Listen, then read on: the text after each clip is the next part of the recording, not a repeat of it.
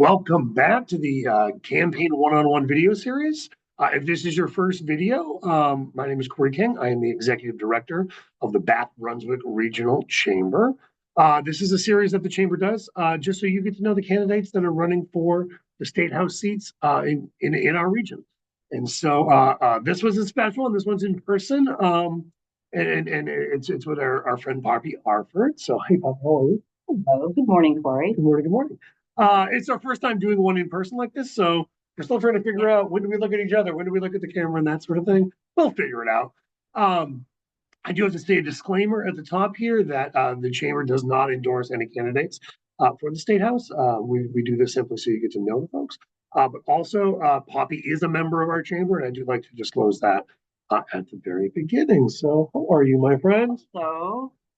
As you know, we're going to go through 5 questions. I like, in fairness, I like to ask all the candidates the same questions, and then we'll kind of go down rabbit holes as we want to do. So the first question is, what district are you running for, and where does that go? Well, thank you so much. And I do want to go on record as thanking you and the chamber for doing these interviews. I think they're really a public service. And in my case, I especially am grateful because I am running uncontested. Yeah. And as a result, I lost most of my clean election money. And so I haven't had a lot of resources to get the word out to people. So these public opportunities to talk to people, because I want to say this, I'm running for Statehouse District 101, which is the western part of Brunswick. And it's very easy. You start halfway up Mere Point, you run up Maine Street to McKeen Street, and then you jog over, run down Stanwood to Pleasant Street. Everything to the west of that is Statehouse District 101. And so I just want to say I'm really grateful for having this opportunity, because even though I'm the only name on the ballot, I want everybody to know it means a great deal to me when you check off my name, because you're choosing me. And that's validation of the fact that you see me as being the person you want to represent you in Augusta, which I very much want to do. It's a huge privilege. So That's such a great thank you very much, and thank the chamber. Oh my gosh, thank you. Okay, so question number 2, tell us a little bit about your background and why you're running for office. My background is that I'm born and raised in Maine, started out in Portland, being born there, and then raised in Auburn. And then I worked my way after college to Brunswick, and I've been here in Brunswick for almost 40 years. I've married and raised a family of which are now 2 adult children here. It's been anybody who's lived and raised a family here knows what a privilege that is. And I was involved in many things along the way, including a stint on the town council. And what brought me to running for office, though, is my husband, unfortunately, was diagnosed with colon cancer in 2008. He is a survivor, and he's doing extremely well now. But for a while, it was very touch and go, and I had to step up to be his advocate because he was so ill, he was not able to advocate for himself. And through that experience, I became very involved representing patients' interests in our healthcare system. And when it came to fast forward from 2008 to 2020, by the time 2020, when there was an open seat, District 101, which is actually District 49 there. People remember that, so you aren't confused. When that came around, I knew at that point that the only way to really make healthcare more universal and more affordable was to do it legislatively. I did not believe it would be done within the system after working on this, representing patients' interests for many years. So I put my name in the hat and ran and won. And then I put my name in the hat again for a second term in 2022 and won. And now here I am putting my name in the hat for a third term. And as I'm running unopposed, it's very likely that I will have the privilege of representing the people of District 101 in the 132nd legislature. And believe me, it is a privilege. And that's what I was going to say, is that it's very, very clear how involved you are in the community. I mean, you and I touch base once a week or so. I mean, just on everything. And that really shows that you want to know what I'm hearing out there so you can make the best decisions.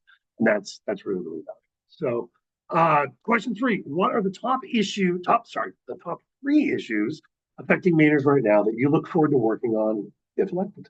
Well, so after being in the legislature for 4 years, you really get a sense of what's important to your constituents and what's important to you. And I always meld the two. It's really important to me that I don't go off on tangents that I'm not hearing from my constituents are also critically important to them. So the first thing I want to talk about is obviously healthcare, because I came to the legislature for healthcare and I have served for the last 2 terms on the Health Insurance and Financial Services Committee. And I was very fortunate to be able to generate adequate support and to work with all the stakeholders to pass a bill that will go into effect this January, which requires a much higher level of price transparency for people who schedule services within our healthcare system. And if anybody wants more information, we're going to talk about how to contact me at the end. Please give me a call, because as I said, this law will go into effect in January of 2025. But basically, it follows along with the federal government's new law that does basically the same thing. They work well. Their work is designed to work with the federal law, which are critically important. But it will allow anybody to get something called a good faith estimate of what the cost will be before they actually engage in the service. So they can do like they would with any other product, planning around, considering what the cost will be. And there's also for people who are uninsured, because they're paying the full boat, if they are not given this good faith estimate in the manner in which they should be in the time frame, then after they receive the service, if they struggle to pay for it, the healthcare provider will not be able to take them to collections through a collections process. And that's new as well. So it's something I'm very grateful and pleased that I had the opportunity to do that. But I'm moving on now, and I'm including other issues have become critically important to me, and that's what I'll talk about. The second one, which I think is critically important to probably everybody who's listening to this, is the housing crisis. That we're still smack dab in the middle of that. We've made some progress, but we have a long way to go to provide, to make sure that everybody who lives, works, raises a family, retires in our state has a safe and decent, and most importantly, affordable place to live. And so people experiencing homelessness is something that simply should never happen. There should always be a foundation upon which they land if they lose their housing or have been on the street for a while, that will lift them up to a place where they have a roof over their head. And so I also did sponsor and pass a bill that provided funding for new emergency housing facilities for the construction. And that bill also passed, and it was funded with $257,000. And during the grant cycle, because it was a grant program, our local amazing Tedford Housing program applied and actually received the entire amount to go towards the new facility, which we all will have the privilege of welcoming within the year. My understanding is that within the year it will be on board. And so again, I feel very grateful and simply happy about the fact that I was able to contribute to that. But there's so much more to do. So one of the things I'm going to be focusing on this year in terms of addressing the housing crisis is looking at how I'm becoming more and more concerned that we're doing a great job in the rental market, but not such a great job in the home ownership market. And I grew up in Maine. I always knew that if I worked and earned a reasonable amount of money, I would be able to own my own home as a young adult. No longer true. And that's not okay. So one of the things I'm going to be looking at is how we can move the dial towards more affordable home ownership for people that are middle and lower income, because I don't want to create a housing supply where where either most, if not all, of the housing options for especially lower income folks is rental housing. Although that's wonderful, we also need them to have an opportunity for home ownership. And so I will be looking at that. And then another critical issue for me is gun safety and violence prevention. I grew up in Auburn. Auburn and Lewiston are twin cities. first of all, I've been involved with the Gun Safety Caucus since I walked through the door of the legislature. And I actually did have a bill that would have banned dangerous weapons at polling places that did not pass. But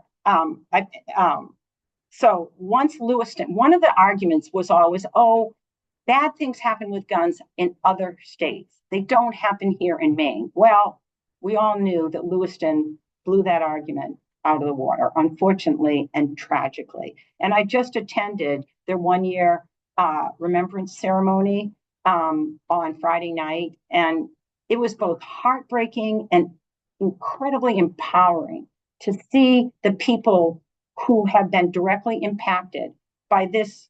I mean, honestly, it's beyond tragic. It's beyond nightmarish what happened in Lewiston a year ago. But to see where they've gone with it and what they've done with it and how they're rebuilding their lives and reaching out, most importantly, to help others. It's really amazing. And it's really emboldened me and inspired me to work even harder this session on gun safety and violence prevention. And I will be submitting a bill. I'm not sure exactly what it's going to be right now, but it either be something that will allow municipalities to regulate in some form firearms on town-owned properties, which now that's all preempted by the state. Or it may be something about a public health warning that other states are doing. New York just passed a law where gun shops, when they sell a gun, there's this warning that says that firearms are known to increase the likelihood. Well, they're used. I'm not going to quote what it says, right. But if you're more interested in this, please be in touch with me. And also, if anybody wants me to send them the New York law, because they might be interested in it, I can do that as well. And the third thing that everybody in Brunswick right now is, the fourth thing, if you don't mind, I'm going to say it really quickly, because this is new and something that, we all, I think for all of us who understand what's happening in our community right now, what happened on the landing on the 19th of August, when we had this horrific spill of extremely dangerous and toxic PFAS chemicals out of Hangar 4, we all are working to address that. And I am not the state representative of that district. Representative Dan Ankeles is, and he has absolutely stepped up to the plate.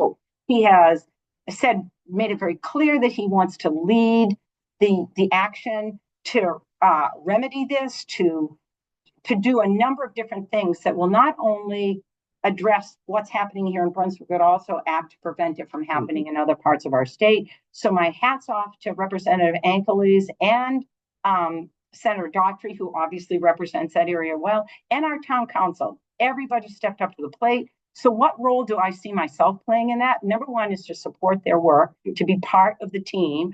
But what's really impacted District 101 is the issue of public water supply and the quality of that public water supply, because we all drink the same water in Brunswick. Regardless of what district you live in, it's all the same. It comes from the same pot, if you will. And so I'm looking at ways in which Maine can do a better job of publicly reporting PFAS levels from the various water districts publicly in a standardized format. And I'm also looking at what we can do with our working waters, because we also have a piece of Mere Point in District 101 to protect our working waters also from contamination by PFAS chemicals. But again, we're working as part of a team, and we want all of you to be on board with us.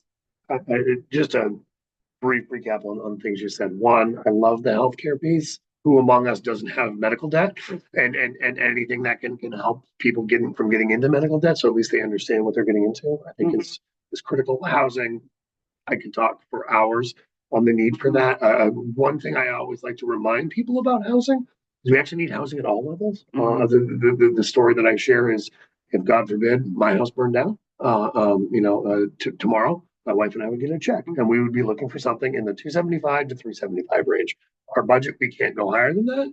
And if there's no inventory in that range, we can't go higher. All we can do is outbid somebody for a $200,000 house and then put into it what we want. But what chance do they have if I'm going to come in and outbid them. And so you need it at every level so that these folks aren't taking the houses that these folks can buy, and so they take the ones that these people can buy and all that. I say doing this in person, I get to do hand stuff. Anyway, the gun safety, and I think speaks for itself. And I think it's a really important point that you make about the PFAS chemicals, because yes, it didn't happen in your district, but there's a ton of people that live in your district that work on the landing, have family and friends on the landing, all these things. And if these chemicals get into everyone's water supply, it's a huge issue. And I want to make it clear that right now, based on all the information, believe me, I'm a digger. I'm not. My husband describes me as a dog with a bone. I just don't let go.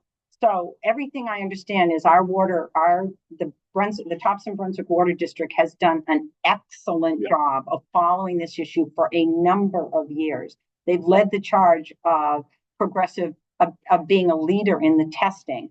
And so I'm not concerned that we have a problem now, and I'm not concerned. I just want to make sure nothing evolves going forward, because actually none of us know where this is going to go next. This is new nationwide.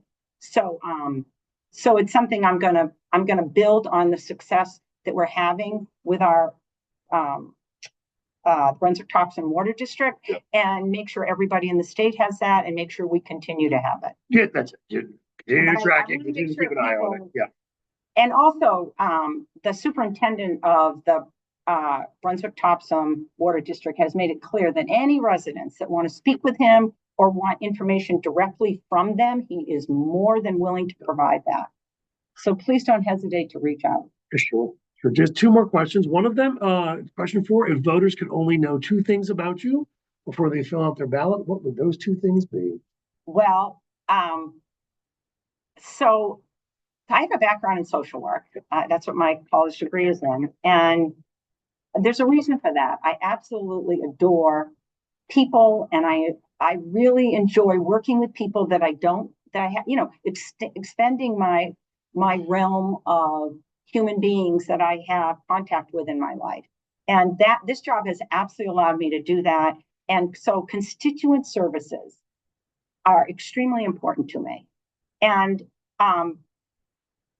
so what I mean by that is when someone contacts me with an issue they want, I do my very best, not just to get back to them, and I'm not perfect. Believe me, when we're in the heat of the session, sometimes it does take me a while to get back to people, but I truly enjoy the opportunity to discuss it with them, understand what the real issues are, and then connect them with whatever resources are available at the state level. It's such a critical point. It's such a critical point, because so often we only think of our legislators as they pass bills and they write bills, but helping you navigate the government system is such a key role that legislators play that we don't talk enough about. So I think that's such a great reminder. And people may not know this, but every department in the state administration has a legislative liaison.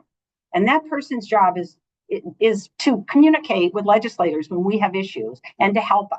And like I said, especially in the heat of the session, sometimes it may take a while, but that person does exist. And I've had the good fortune of getting to know most of these people over the last 4 years. And so I have their cell phone numbers, I have their emails, and so I can contact them when people reach out to me. And it's not a guarantee, because as a legislator, I have no authority to direct anybody in the administration, but I can advocate and I can communicate. And I absolutely love doing that. So please don't hold back from reaching out to me. And the second thing I want people to know about me is I'm a team player. People who go into the legislature, number one, do it for very different reasons and have very different backgrounds. Well, I have a background in collaborative leadership. I went through the Hanley Leadership Development Program, which is all about collaborative leadership. And what that means is I love being part of a team. I work well as part of a team. Collaboration means it's not about you, it's about getting the job done. And you use your strengths and your talents to do it collectively and collaboratively. And I just love doing that. And I think it's a good thing. The reason I'm smirking is because having known you now for 4 or 5 years, knowing, of course, Bobby would say team working as a team. It's so on brand for who you are. Yeah. But also, how you act as a legislator. It's perfect. It's absolutely right. And of course you would choose. Last question. The best way for people to connect with you to find out more about you as a candidate. Right. Well, actually, before I answer that question, Go. can I have 1 minute? Yeah. Because before I sign off, I just have to share because there's a lot of things going on right now. We're in the verge of an incredibly critical election. We're all, extremely busy in our lives. And there is one piece of extremely good news coming out of District 101. And that piece of really good news is that the Lynn Haven Mobile Home Park has been purchased by the residents. They signed their mortgage almost 2 weeks ago. They had their celebration a week ago, this past Tuesday, and they are amazing what they have accomplished with a lot of support from an organization called CDI, which works with mobile home parks to form a cooperative membership structure, and then to go through the process of putting in an offer and the Scarponi family, which have owned that park since day one for 70 years, were amazing in coming forward and agreeing to sell their park because they also had at least one private offer. And so it's just such good news. We were looking at potentially losing up to 300 units of affordable housing to investors. And now that housing is protected for all time. The people who live there will be owning the land on which their homes sit, and they will be the masters of their own fate going forward. And that's amazing news. And I really want us all to celebrate it. And I really want to thank the board. It's called the Blueberry Field Cooperative. Okay. And the board and all the people who live there. Yeah, I have so much respect for them. And I know the town of Brunswick and a bunch of other people will be a part of this and negotiate this. The state. I mean, there were a lot of people that helped. Yeah. Oh my God. The Maine State Housing Authority funded their mortgage. They've never done. I mean, they're paying their mortgage, but they made the mortgage. But again, never done that before. Talking about team building, working as a team. By the way, don't get any credit for that. I was with them the whole way, but it was not my work. Sally Costello, Carol O'Donnell, people we all know here in Brunswick, and a number of other people. The Genesis Fund, just amazing. Our local community so stepped up for them. A huge story. So the best way to get in touch with me, because we got to end this, is to call me or text me at 207-522-1997. I really love text because I get them in real time and I can easily respond to them, and we can set up whatever we need to set up, or to email me at poppy.arford, ARFORD, at legislature.maine.gov. And that's if you want to contact me, that's not a campaign address. It's if you want to contact me about my current legislative work. And then if you want to contact me about the campaign, state law requires to keep those two things separate. It's Poppy for State Rep, Poppy #4 State Rep at gmail.com. And then I also have a website, which is the same thing, www.poppy4staterep.com. And you can get significantly more information there as well. Yeah, just to re-clarify that again, if you have an issue that involves District 101 currently, you're trying to navigate state leadership, that's when you use Poppy's legislative one. If you have a question about her as a candidate, that's when you use. For my campaign. Anything related to the campaign, I won't be able to respond to that on my legislative. And a lot of the incumbents, have to put up both of those. Yeah, so that's great. That is true. Poppy, great seeing you again, my friend. Great talking with you. Yeah. All right. And we'll talk again soon. And thank you all for being here with us today and for taking time out of your busy days to listen to what we have been discussing. Thank you. Feel free to share it with anyone you know.